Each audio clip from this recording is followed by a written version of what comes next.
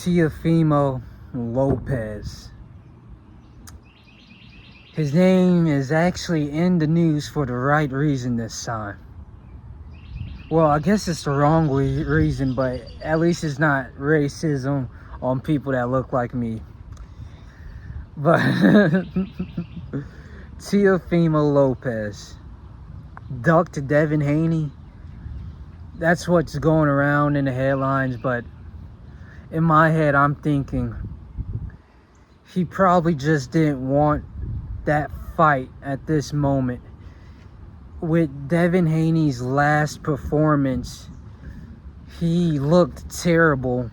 And from my understanding and what I could pick up from all these news articles was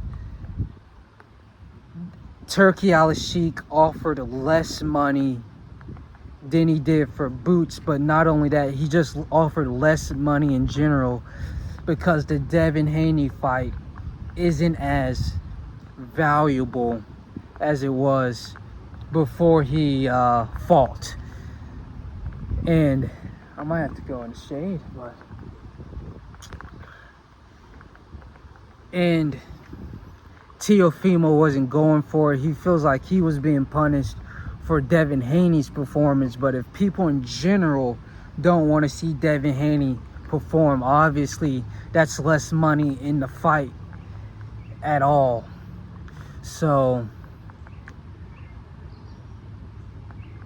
he declines that fight. He also went on Instagram Live and said that it was like he felt like he was being set up simply because the fight was going to be in Saudi Arabia. Devin Haney's like his dude, Turkey's dude, and he felt like if he doesn't get that knockout, the win could have been handed to Haney if he just stayed on the outside and did his little poke and jab or whatever. I don't think he wanted to take that loss and take that hit to his reputation at all. But moving on, Teofimo now looks to fight Richardson Hitchens, which I feel like it's a cop-out compared to a Devin Haney fight. You could have tried to push for the fight to be in America or whatever, just not in Saudi Arabia, because you felt like you were going to be set up in a Floyd Schofield might have happened or something. But Richardson Hitchens, he looked amazing that night, but maybe it's not too early. Maybe it's not, but I feel like there's other people in the weight class. Okay, Alberto Perlo, he's being taken away with a Soberel Matias fight. That's going to be epic. And then there's Gary Antoine Russell. That's an exciting fight. That Teofimo, I feel like Gary went through a little bit more challenges.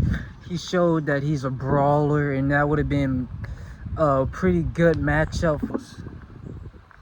Alright. And that would have been a pretty good matchup with his style. But there's also alright, it's raining quite a bit. But with those three names, Alberto Prelo being taken out, I feel like Gary Antoine Russell, he doesn't have a fight lined up. That would have been the fight to go for. And I don't, maybe he feels like that was more of a challenge, but he was just wearing a PBC hat a few days or a few weeks ago. So it would have been perfect for those two to meet, especially with the Jaron Ennis fight not happening, which was kind of obvious that wasn't going to happen. That's a bad fight in general, but a bad fight for Jaron, because I don't think Teofimo's that big. He's not big enough for 147.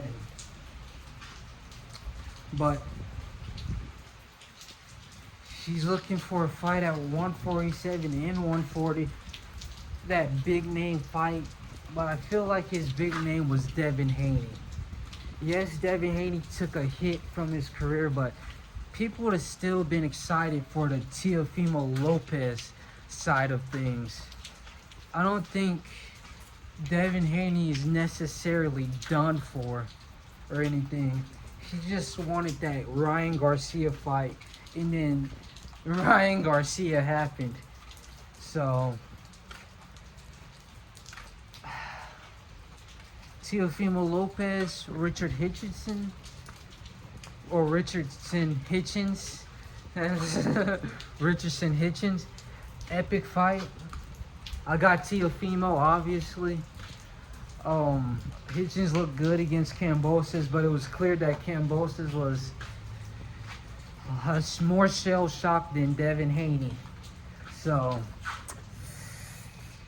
who knows what comes next?